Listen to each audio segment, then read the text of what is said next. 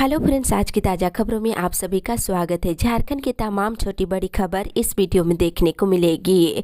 सबसे पहले बड़ी खबर, केंद्र सरकार सतर्क, झारखंड समेत 10 राज्यों में स्पेशल टीम होगी तैनात। एक बड़ी खबर की देश के अलग अलग हिस्सों में ओमिक्रॉन के मामले तेजी से बढ़ते जा रहे हैं। केंद्रीय स्वास्थ्य मंत्रालय ने शनिवार को कहा है कि 10 राज्यों में स्पेशल टीमें तैनात की जाएगी जहां ओमिक्रॉन कोरोना के केस बढ़ रहे हैं। इन राज्यों में केरल, महाराष्ट्र, तमिलनाडु, पश्चिम बंगाल, मिजोरम, कर्नाटक, बिहार, उत्तर प्रदेश, झारखंड और पंजाब शामिल है। ये टीमें 3 से 5 दिनों तक राज्य में रहेगी और वहां स्वास्थ्य अधिकारियों के साथ मिलकर काम करेगी। बढ़ते मामले और कम टीकाकरण को लेकर के टीम तैनात की जाएगी और कॉन्ट्रैक्ट ट्रेसिंग, टेस्टिंग और वैक्सीनेशन बढ़ाने पर पूरा जोर दिया जाएगा। वहीं देश में अब तक ओमिक्रॉन के कुल 437 केस मिल चुके हैं। इसी के साथ ही अगली बड़ी खबर, मौसम विभाग से 2 दिनों के बाद फिर दिखेगा शीतलहर का असर। इधर रांची सहित राज्य के दूसरे जिलों में ठंड में थोड़ी कमी आई है। हालांकि 2 दिनों के बाद शीतलहर के दूसरे दौर की शुरुआत होगी और मौसम विभाग का मानना है कि कल से बादल छाएंगे। इसके बाद 28, 29 और 30 दिसंबर तक राज्य के कई इलाकों में हल्की बारिश होने की संभावना जताई गई है। झारखंड के उत्तरी, पश्चिमी और निकटवर्ती मध्य भाग में कहीं कहीं हल्की बारिश हो सकती है। दरअसल पश्चिमी विक्षोभ का असर एक बार फिर राज्य में पड़ेगा और बारिश होने से एक बार फिर से तापमान में गिरावट दर्ज की जाएगी। ऐसे में रांची सहित राज्य के कई इलाकों में शीतलहर चल सकती है। फिलहाल सुबह में कोहरा और धुंध छाया रहेगा। इसी के साथ ही अगली बड़ी खबर, झारखंड कोरोना अपडेट्स। झारखंड पिछले 24 घंटे के दौरान कोरोना के 55 नए मरीज मिले हैं। वहीं पिछले 24 घंटे के दौरान 18 मरीज स्वस्थ हुए हैं और मिले मरीजों में से रांची से 22 और कोडरमा से 22 नए मरीज के साथ ही अन्य जिलों में भी मरीज मिलने शुरू हो गए हैं। वहीं बताते चले, पिछले 24 घंटे के दौरान किसी भी कोरोना मरीज की मौत नहीं हुई है। वहीं झारखंड में कोरोना मरीजों की एक्टिव केस की संख्या बढ़ करके 273 हो गई है, जिसमें रांची में सबसे अधिक 102 एक्टिव केस है। इसी के साथ ही अगली बड़ी खबर, निर्मल झारखंड बना रही राज्य सरकार। एक बड़ी खबर की पूर्व मुख्यमंत्री शिबू सोरेन ने कहा है कि आज झारखंड सरकार तमाम जन आकांक्षाओं को पूरा करने के लिए दिन रात काम कर रही है। 1.5 महीने से आपका अधिकार, आपकी सरकार, आपके द्वार कार्यक्रम के तहत हर जरूरतमंद लोगों के बीच जाकर सरकार काम कर रही है, जिससे लोग जिला मुख्यालय, प्रखंड मुख्यालय या फिर पंचायत तक नहीं पहुंच पाते हैं, उन्हें घर पर सुविधा मिल सके। सरकार निर्मल बाबू का निर्मल झारखंड बनाने की आकांक्षाओं को मूर्त रूप देने की ओर बढ़ रही है। इसी के साथ ही अगली बड़ी खबर, झारखंड के युवाओं के लिए होटल मैनेजमेंट के क्षेत्र में रोजगार की संभावनाएं। इधर झारखंड के मुख्यमंत्री हेमंत सोरेन से कल पर्यटन विभाग के अधीन संचालित इंस्टीट्यूट ऑफ होटल मैनेजमेंट और canteen technology and applied nutrition के प्रिंसिपल ने मुलाकात किया है। उन्होंने मुख्यमंत्री हेमंत सोरेन को बताया है कि झारखंड के युवाओं के लिए होटल मैनेजमेंट के क्षेत्र में काफी संभावनाएं हैं। इसी के साथ ही अगली बड़ी खबर, सरकारी स्कूलों में हेडमास्टरों का टोटा, वर्षों से 700 पद है खाली। इधर बता दें, झारखंड में सर्व शिक्षा अभियान के तहत 9,889 उत्क्रमिक मिडिल स्कूलों में अरसे से हेडमास्टरों का पद खाली है। बगैर इनके ही स्कूलों का संचालन जारी है। केंद्र सरकार की शर्तों के मुताबिक प्रत्येक उत्क्रमिक स्कूल में 3 संविदा आधारित पदों का सृजन किया गया है। इन पर पारा शिक्षक काम कर रहे हैं, पर हजारीबाग, साहेबगंज समेत 10 जिले ऐसे हैं जहां प्रधानाध्यापक के लिए कुल 711 पद स्वीकृत है, पर इनमें से एक भी पद पर हेडमास्टरों की नियुक्ति नहीं हुई है। लेकिन सरकार इस पर अभी भी बहाली को लेकर के कोई प्रक्रिया शुरू नहीं की है। इसी के साथ ही अगली बड़ी खबर, धरने पर बैठे फुटपाथ दुकानदार। इधर नागा बाबा खाटाल में फुटपाथ सब्जी फल विक्रेता संघ के लोग अपनी मांगों को लेकर के धरने पर बैठ गए हैं। इनकी मांगों के तहत देखा जाए तो रांची नगर निगम वर्ष 2016 का सर्वे फिर से लागू करने की मांग कर रहे हैं।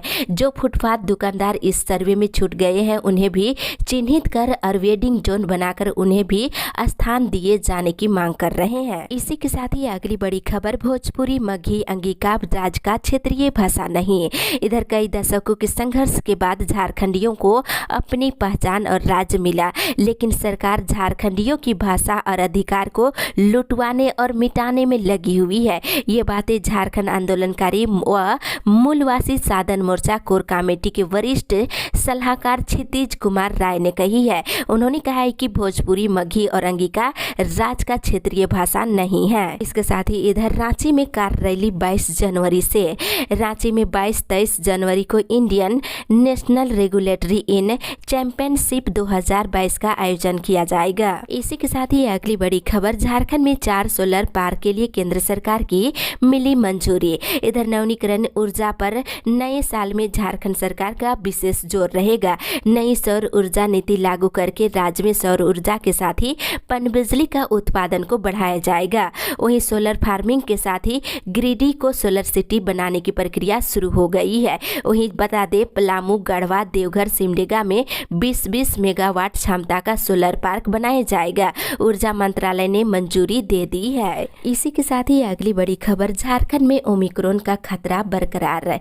इधर झारखंड में पिछले 5 दिनों में तेजी से कोरोना के संक्रमण के मामले बढ़े हैं, लेकिन ओमिक्रॉन के खतरे को देखते हुए कोरोना के नए वेरिएंट की जांच के लिए जीनोम सीक्वेंसिंग मशीन अभी तक नहीं खरीदी जा सकी है। इसे झारखंड के सैंपल भुवनेश्वर भेजे जा रहे हैं। इससे समय पर रिपोर्ट नहीं मिल पा रही है। इसी के साथ ही अगली बड़ी खबर, 26,000 शिक्षक भर्ती को फिर बदलेगी नियमावली। इधर झारखंड में शिक्षकों की बहाली शुरू हो ना हो, लेकिन नियमावली में लगातार बदलाव हो रही है। राज्य के प्रारंभिक स्कूलों में 26,000 शिक्षकों की नियुक्ति प्रक्रिया नियमावली के फिर से संशोधन के बाद ही शुरू होगी। नियमावली में भोजपुरी, अंगिका और मगही विषय के शामिल होने के बाद नियुक्ति प्रक्रिया शुरू की जाएगी। स्कूली शिक्षा और साक्षरता विभाग फिर से इसकी तैयारी शुरू कर रहा है।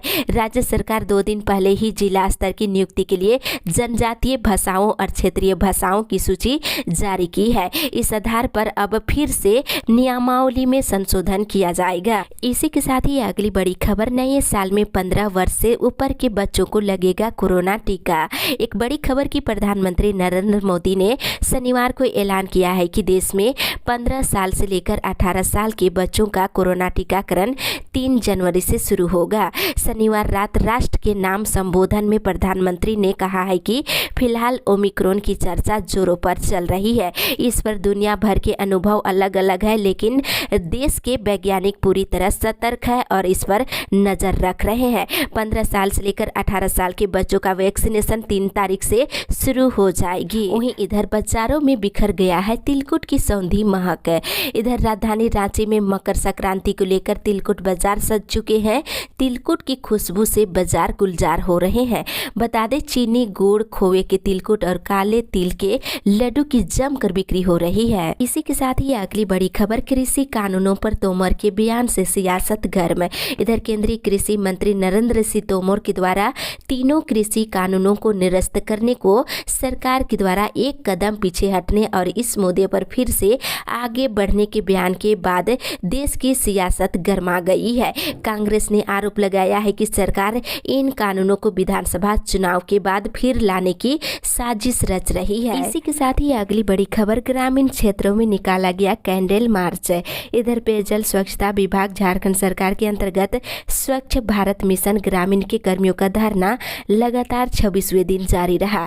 क्रिसमस की शाम को उपस्थित सभी कर्मियों ने संता टोपी पहनकर कैंडल मार्च निकाला और कर्मियों ने कहा कि केंद्र के निर्देश के अनुरूप और अन्य राज्यों के समायोजन की भांति झारखंड में भी समायोजन की मांग की है। इसी के साथ ही अगली बड़ी खबर, रसोईया संयोजिका अध्यक्ष संघ ने बुलंद की आवाज। इधर झारखंड प्रदेश विद्यालय रसोईया संयोजिका अध्यक्ष संघ रामगढ़ जिला की कल बैठक हुई और बैठक में मांगों को लेकर चर्चा की गई है। वहीं रसोईया संयोजिका को न्यूनतम वेतन और 2004 से लगातार काम कर रही है उन सभी को अस्थायी करने की मांग की गई है। वहीं साल में 2 वस्त्र देने के साथ साथ 5 लाख तक का बीमा परिचय पत्र देने सहित अन्य मांगे शामिल की है। कहा गया है कि राजभवन के समक्ष फरवरी महीने से अनिश्चितकालीन आंदोलन की जाएगी। इसी के साथ ही अगली बड़ी खबर, 29 और 30 दिसंबर को होगा घेरा डालो डेरा डालो कार्यक्रम। इधर रामगढ़ जिले में अनियमित विद्युत आपूर्ति को लेकर चेंबर काफी आक्रोश है। इस कड़ी में चेंबर लगातार कार्यक्रम आयोजित कर रहा है। शनिवार को चेंबर की ओर से प्रेस वार्ता आयोजित की गई। इस दौरान बताया गया है कि 29 और 30 दिसंबर को विद्युत कार्यालय के समक्ष घेरा डालो डेरा डालो कार्यक्रम का आयोजन किया जाएगा। इसी के साथ ही अगली बड़ी खबर, बोकारो में भोजपुरी और मगही बोलने वाले झारखंडी नहीं। इधर युवा जनशक्ति मंच के अध्यक्ष टिकैत कुमार महतो ने पत्रकारों से बातचीत करते हुए कहा है कि हेमंत सोरेन के सरकार ने गलत फैसला लिया है। बोकारो में भोजपुरी और मगही बोलने वाले लोग झारखंडी नहीं है, फिर उन लोगों को झारखंड के अधिकार जबरदस्ती दिया जा रहा है। क्षेत्रीय भाषाओं पर लिया गया निर्णय गलत है। इसी के साथ ही अगली बड़ी खबर, बढ़ा कट ऑफ डेट, आवेदन से वंचित होंगे कई अभ्यर्थी। इधर राज्य सरकार के विभिन्न विभागों में सहायक प्रशाखा पदाधिकारी, कनीय सचिवालय सहायक, प्रखंड आपूर्ति पदाधिकारी और प्लानिंग असिस्टेंट के पदों पर नियुक्ति के लिए झारखंड कर्मचारी चयन आयोग के द्वारा आयोजित होने वाली झारखंड सामान्य स्नातक योग्यताधारी संयुक्त परीक्षा 2021 में शामिल होने से कई अभ्यर्थी वंचित हो जाएंगे। बता दें, अब झारखंड कर्मचारी चयन आयोग के द्वारा जारी नए विज्ञापन में अधिकतम आयु सीमा का कट ऑफ डेट सभी पदों के लिए 1 अगस्त 2021 रखा गया है। वहीं दूसरी ओर हर दूसरे और चौथे शनिवार को बंद रहेंगे स्वास्थ्य विभाग के सभी कार्यालय।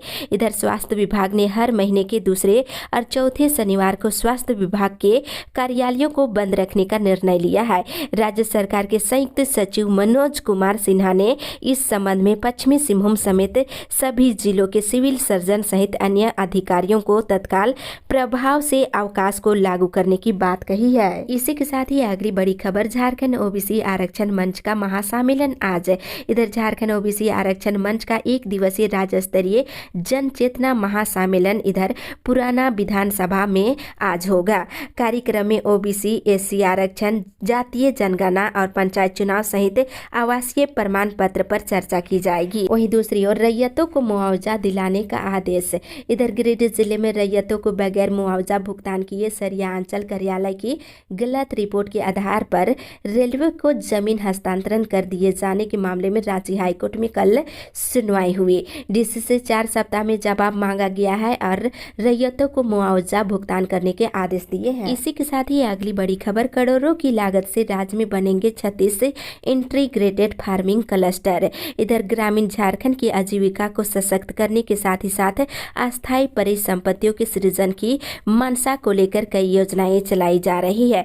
बता दें, झारखंड में शुरुआती चरण में इस परियोजना के तहत राज्य के सभी जिलों में 36 क्लस्टर पर काम शुरू किया जाएगा। इसी के साथ ही अगली बड़ी खबर, किसानों को मिलेगा धान का वास्तविक मूल्य। इधर मधुपुर प्रखंड क्षेत्र के अंतर्गत टेकरा के कोल्हार पैक्स में धान अधिप्राप्ति केंद्र का कल उद्घाटन किया गया। मौके पर मंत्री हफीजुल हसन ने कहा है कि सरकार समय पर धान अधिप्राप्ति केंद्र खोलकर किसानों को उनके उपज का सही लाभ दिलाना चाहती है।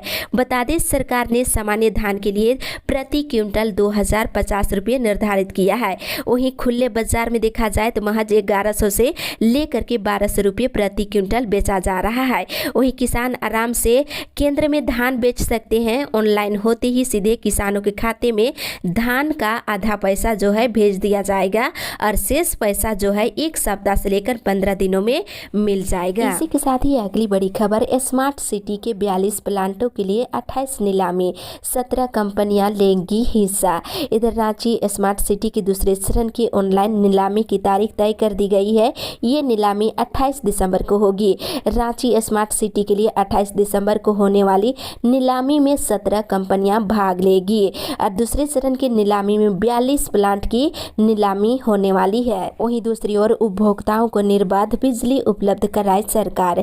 इधर डीबीसी कमांड एरिया के 7 जिलों में जारी पावर कट की समस्या के अस्थायी समाधान के लिए federation of Jharkhand chamber of commerce and industries ने मुख्यमंत्री से हस्तक्षेप की अपील की है। इसके साथ ही अगली बड़ी खबर, राज्य सरकार जल्द से जल्द आर्टिजन डेवलपमेंट बोर्ड का करे गठन।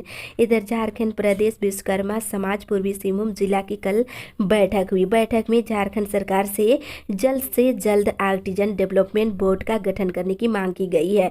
इसके साथ ही पिछड़ी जाति को आजीवन वैधता वाली जाति प्रमाण पत्र निर्गत करने की मांग की गई है। वहीं दूसरी ओर अब जनवरी में होगी खोखे की नीलामी। इधर झारखंड पुलिस अब 79,000 से अधिक किलो खोखा जनवरी के पहले सप्ताह में नीलामी करेगी। वहीं दूसरी ओर हज यात्रियों के पासपोर्ट सत्यापन में मिले सहयोग।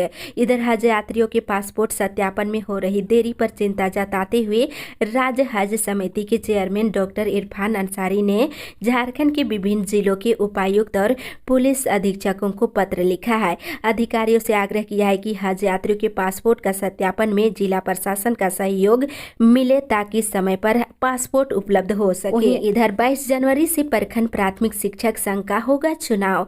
इधर गोड्डा जिले के महागामा प्रखंड के अंतर्गत झारखंड प्राथमिक शिक्षक संघ की कल बैठक हुई। बैठक में प्रत्येक प्रखंड में चुनाव कराने का निर्णय लिया गया है और 22 जनवरी से चुनाव कराया जाएगा। इसी के साथ ही अगली बड़ी खबर, तीसरी लहर से निपटने को लेकर विभाग है तैयार। इधर पड़ोसी जिलों में कोरोना वायरस के बढ़ते मामले को देखते हुए स्वास्थ्य विभाग तीसरी लहर से निपटने के लिए तैयार है। बता दें, सीसीटीवी कैमरे के साथ ही जनरेटर सभी प्रकार के मशीनों को दुरुस्त किया जा रहा है और सभी चिकित्सकों को भी ड्यूटी में मुस्तैद रहने का निर्देश दिया गया है। वहीं इधर जमीन नहीं मिली तो बंद होगी ईसीएल की राजमहल परियोजना। इधर बता दें, ईसीएल के तकनीकी निदेशक वीरा रेड्डी ने कहा है कि अगर जमीन नहीं मिलती है तो अगले वित्तीय वर्ष में ईसीएल की राजमहल परियोजना बंद हो जाएगी। रेड्डी ने शनिवार को एक दिवसीय राजमहल परियोजना क्षेत्र का दौरा के दौरान बोल रहे थे। इसी के साथ ही अगली बड़ी खबर, डॉक्टर और स्वास्थ्य कर्मियों के लिए बायोमेट्रिक उपस्थिति अनिवार्य। इधर जिला स्वास्थ्य विभाग और शेख भिखारी मेडिकल कॉलेज के डॉक्टरों और कर्मियों के लिए अब बाहर रहते हुए हजारीबाग में उपस्थिति बनाना संभव नहीं हो पाएगा। राज्य के स्वास्थ्य मिशन के प्रबंधक निदेशक के द्वारा जारी किए गए नए आदेश के मुताबिक अब स्वास्थ्य विभाग के नियमित अनुबंध और आउटसोर्सिंग कर्मियों को अपनी उपस्थिति बायोमेट्रिक के माध्यम से दर्ज करानी होगी। वहीं कर्मियों के द्वारा दर्ज उपस्थिति के अनुरूप ही उनका वेतन आदि का भुगतान किया जाएगा। इसके साथ ही रेलवे ने जारी किया अवकाश तालिका। इधर नए वर्ष 2022 में चक्रधरपुर रेल मंडल में काम कर रहे line and field office staff और मंडल कार्यालयों में काम कर रहे कर्मचारियों को मिलने वाली अवकाश की लिस्ट डीआरएम की सहमति से जारी कर दी गई है। इसी के साथ ही अगली बड़ी खबर, 90% विस्थापितों को रोजगार दे बीएसएल प्रबंधन। इधर पूरी संपत्ति देकर विस्थापितों ने बीएसएल प्लांट का निर्माण कराया ताकि अपने बच्चों को रोजगार के लिए भटकना ना पड़े। लेकिन बीएसएल के निदेशक ने सर्कुलर निकालकर 10% ठेका कार्यों में विस्थापितों को रोजगार देने की बात कही है, जो कि सरासर गलत है। विस्थापितों ने अपनी पूरी जमीन प्लांट को दे दिया है तो 90% ठेका कार्य और अस्थायी कार्य में 100% विस्थापितों को रोजगार देने की मांग कर रहे हैं। वहीं दूसरी ओर हैदरनगर के पीडीएस डीलरों को नहीं मिला दिसंबर महीने का राशन। इधर पलामू जिले के हैदरनगर प्रखंड क्षेत्र के पीडीएस डीलरों को खाद्यान्न वितरण में परेशानी हो रही है।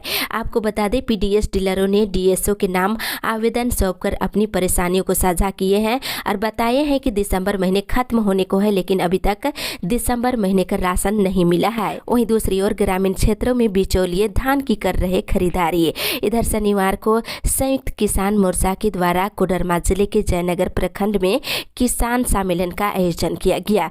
किसान नेता महेश प्रसाद सिंह ने कहा है कि जिले में बिचौलिए धान की खरीदारी कर रहे हैं, जो 10 से 11 रुपये प्रति किलो की दर से धान की खरीद कर रहे हैं। इसी के साथ ही अगली बड़ी खबर, हेमंत सरकार के 2 साल पूरे होने पर होगा भव्य कार्यक्रम।